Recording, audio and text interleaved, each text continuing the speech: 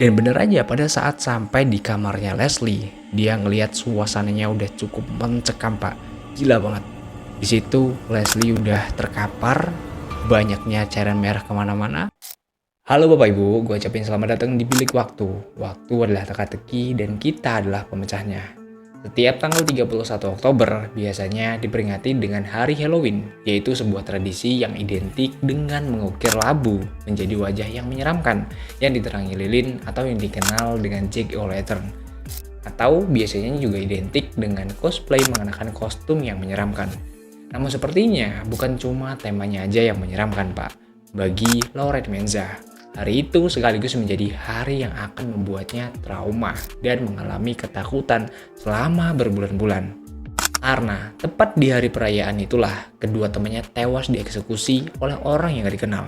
Kejadiannya cukup singkat Pak, hanya sekitar 4 atau 5 menit. Dan beruntungnya pada saat itu Lauren masih bisa menyelamatkan diri keluar rumah. Kedua rekannya itu bernama Adrian Isokna dan Leslie Mazara yang ditemukan dalam keadaan yang cukup mengenaskan. Sekujur tubuhnya dipenuhi luka tusukan dan akibatnya mereka berdua kehilangan banyak darah dan tewas sebelum pihak kepolisian tiba untuk menyelamatkannya. Lantas, apa yang sebenarnya terjadi di hari itu? Siapa yang tega melakukan tindakan brutal kepada mereka? Dan apa motif di baliknya? Apakah ada dendam di baliknya? Dan daripada penasaran, langsung aja mari kita kupas tuntas.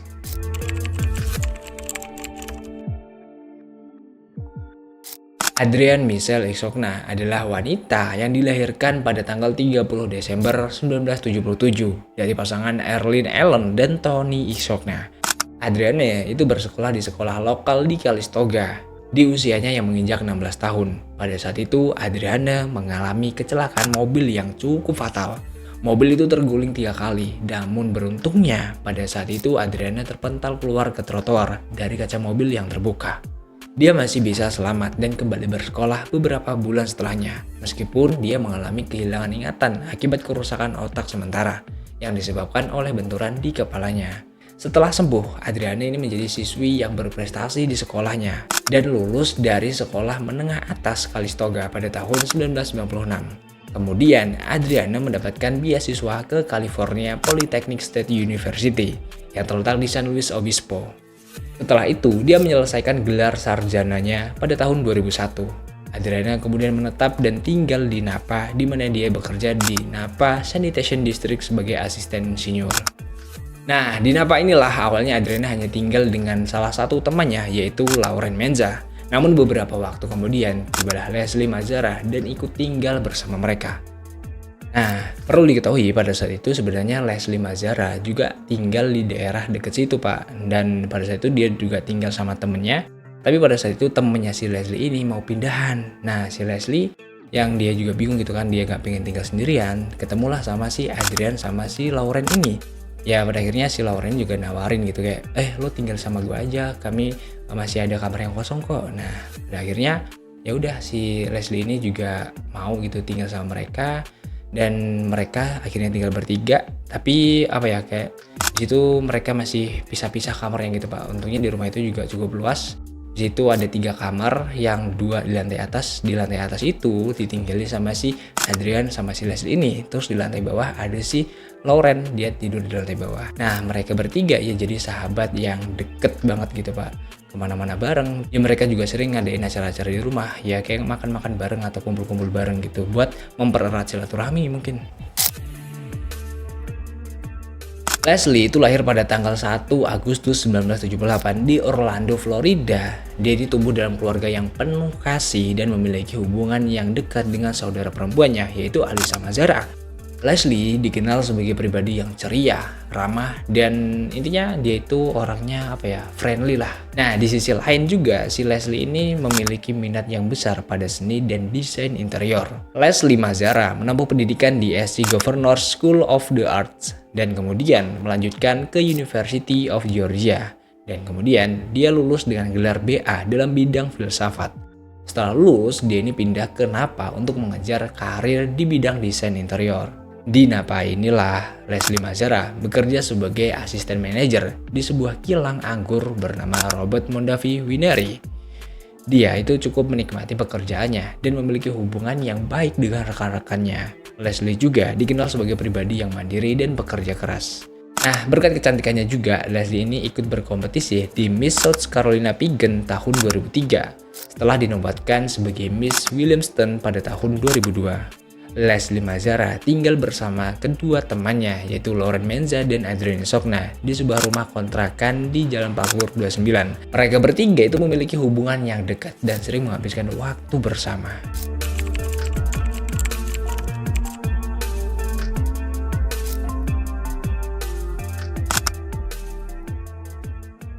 Napa California dikenal karena cuacanya yang sedang, pemandangan yang indah, banyaknya kebun anggur lokal, dan kualitas hidup penduduknya termasuk menjadi daerah yang cukup aman.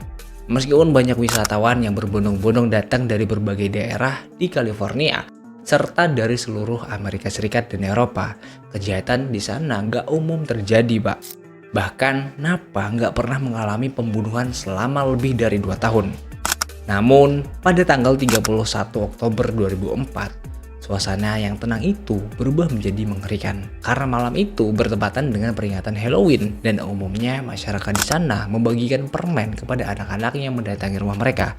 Nah, hal ini juga dilakukan oleh ketiga sahabat yang tinggal dalam satu rumah, yaitu Adrienne Sogna, Leslie Mazzara, dan Lauren Menza. Mereka bertiga menghabiskan malam itu dengan membagikan permen kepada anak-anak sampai di jam 11 malam. Akhirnya mereka memutuskan untuk istirahat. Adrienne dan Leslie tidur di kamarnya yang terletak di lantai atas, sedangkan Lauren tidur bersama anjingnya yang bernama Chloe di kamarnya yang berada di lantai bawah.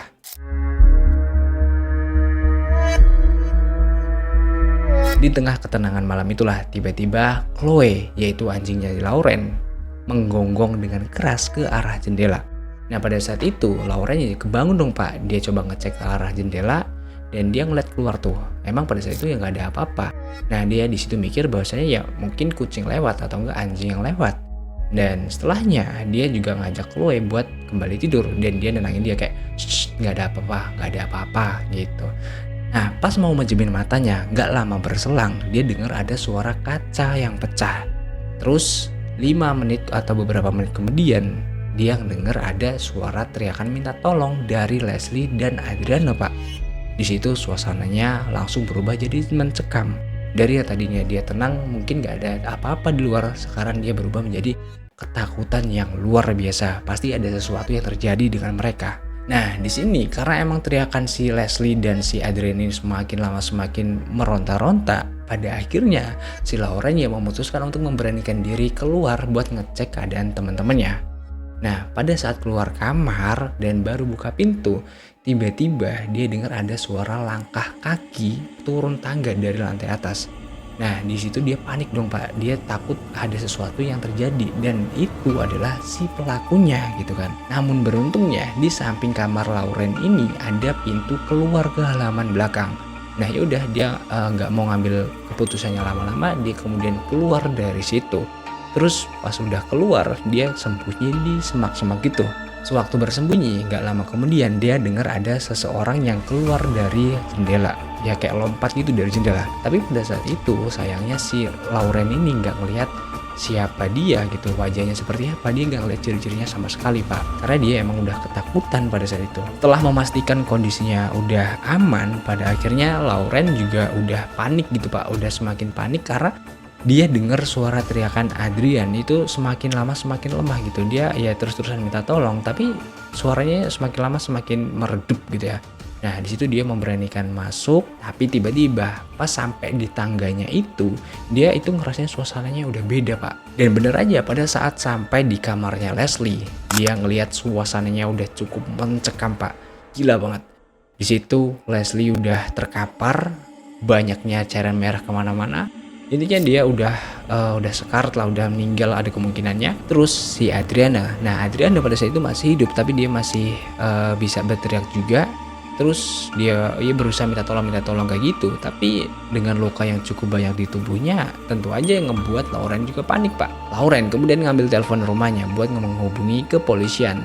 Tapi pada saat itu telepon rumahnya terputus, Pak, dia nggak bisa menghubunginya. Nah kemudian Lauren ini turun ke lantai bawah buat ngambil HP-nya yang ada di kamarnya bersama dengan anjingnya.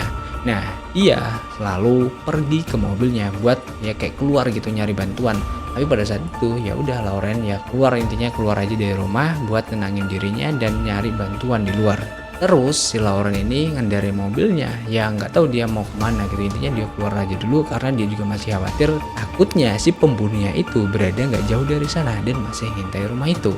Dan si Lauren juga nggak mau jadi korban selanjutnya. Nah pada saat itu dia langsung telepon kepolisian, terus ya kepolisian juga nyaranin gitu buat dia balik lagi ke sana, balik lagi ke rumahnya gitu, karena takutnya si pembunuh malah ngikutin dia gitu. Terus gak lama berselang, kepolisian juga tiba. Namun pada saat kepolisian tiba di sana, Adrienne udah nggak bisa diselamatkan lagi. Begitupun dengan Leslie Mazara yang emang udah tewas pada saat Lauren tiba di lokasi.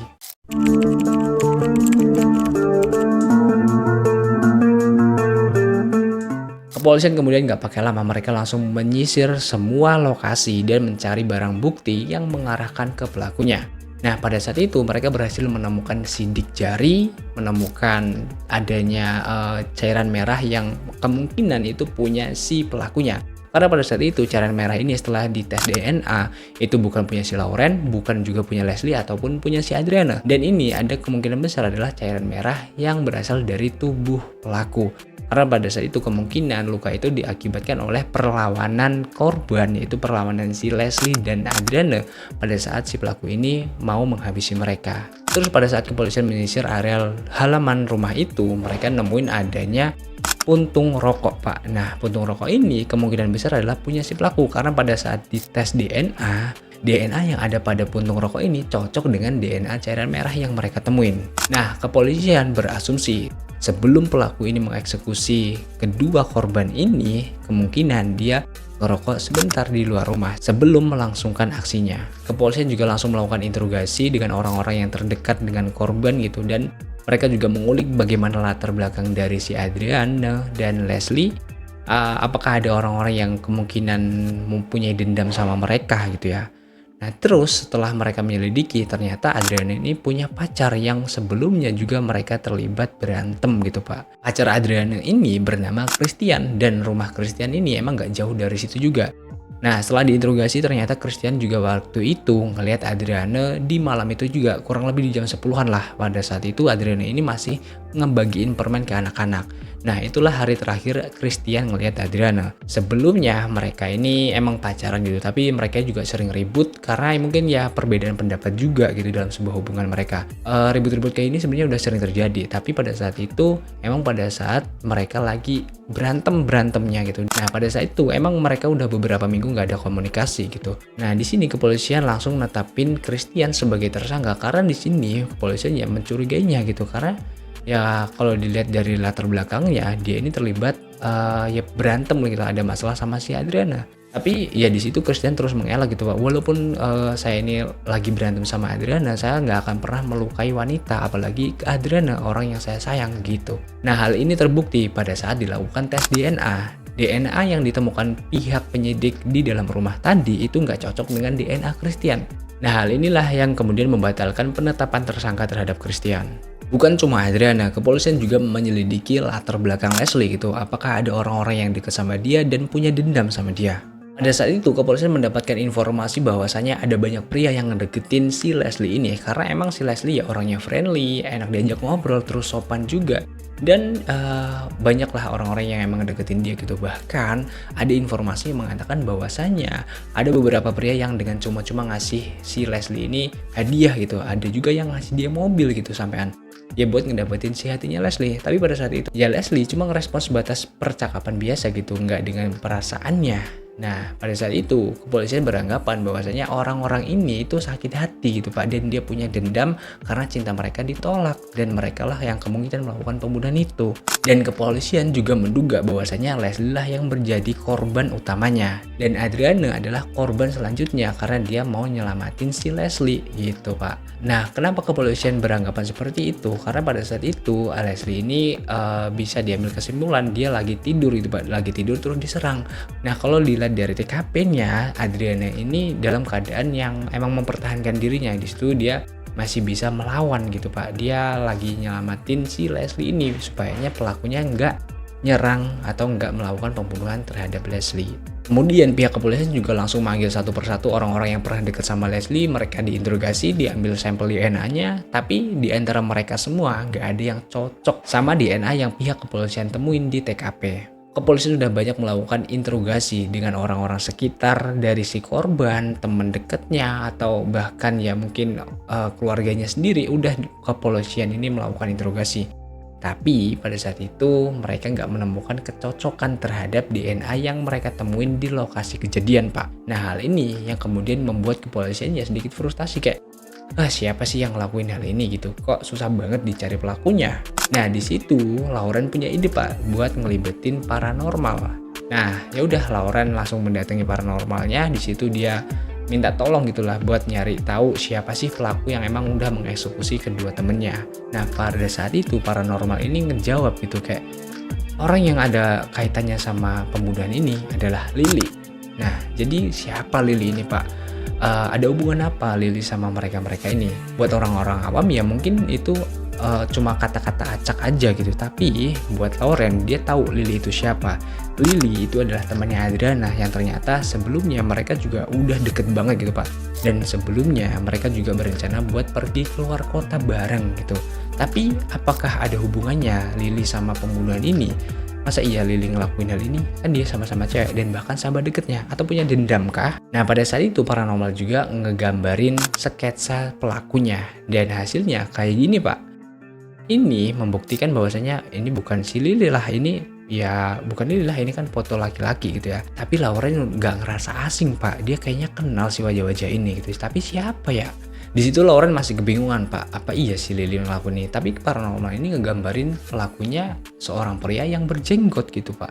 Siapa ya? Nah, perlu diketahui juga beberapa bulan setelah Adriana meninggal, Lily pada saat itu menikah dengan Eric. Nah, kemudian mereka juga mengundang ibu Adriana. Di situ ibu Adriana juga jadi tamu yang istimewa, Pak. Dia dianggap sebagai tamu spesial dan lagu yang disukai Adriana dinyanyikan di acara pada saat itu, Pak. Ibu Adriana juga menganggap Eric sama Lily ini ya pasangan yang baik hati gitu, karena udah nganggap dia juga sebagai keluarganya sendiri dan bahkan nguatin dia pada saat Adriana ini meninggal.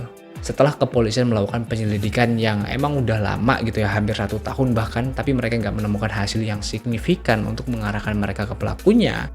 Nah, pada saat itu di bulan September 2005, mereka mengumumkan ke publik bahwasanya pada saat penyelidikan mereka menemukan puntung rokok Turkish Gold variasi dari Camel. Nah, perlu diketahui juga pada saat penyelidikan mereka ini nggak pernah mempublikasikan penemuan ini, Pak. Dan baru kali itu mereka mempublikasikannya. Nah, kenapa mereka nggak nge-publik sejak awal? Hal ini nggak mereka lakukan karena guna pentingnya penyelidikan. Tapi pada akhirnya, hal yang dilakukan kepolisian tersebut membuahkan hasil, Pak. Karena 5 hari setelah pengumuman tersebut, ada salah seorang pria yang mendatangi pihak kepolisian terdekat dan ngelaporin bahwasanya dialah yang telah melakukan pembunuhan terhadap Leslie dan Adriana. Siapa dia? Yap, Eric Koppel. Eric Koppel. Dia istrinya si Lily tadi. Tapi apa motifnya si Eric ini ngelakuin pembunuhan ini, Pak?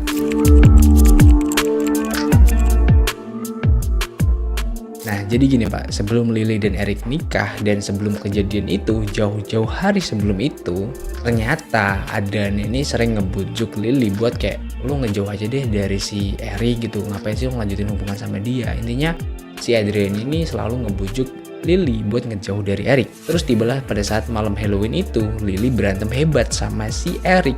Nah, dia dengar juga bahwasanya Lily mau pergi ke luar negeri liburan gitu sama si Adriana. Udahlah, di situ emosinya muncak dan dia berpikir bahwasanya semua ini disebabkan oleh Adriana.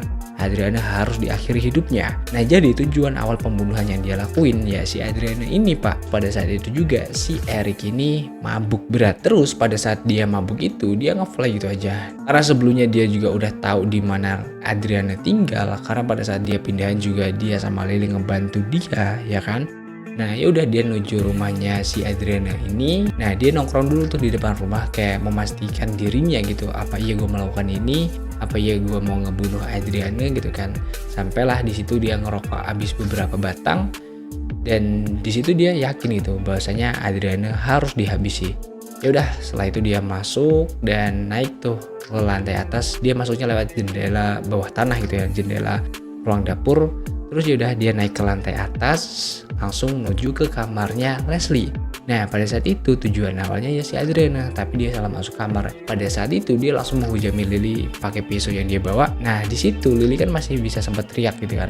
Terus si Adriana ini datang, sontak aja si Eric ini kaget dong pakai, kok yang gue habisin bukan si Adriana. Nah di situ ya udah dia langsung membabi buta dan nikam si Adriana sampai dia sekarat juga pak. Pada saat itu sebenarnya nggak ada orang-orang yang menyangka bahwasanya Eric sampai setega itu, dan di situ juga kepolisian luput buat ngecek dan menginterogasi si Eric ini. Karena pada saat dilakukan tes DNA juga, ternyata tes DNA yang ditemukan di lokasi kejadian dan itu cocok dengan DNA si Eric pak. Yaps, atas hal inilah Eric kemudian dihukum penjara seumur hidup.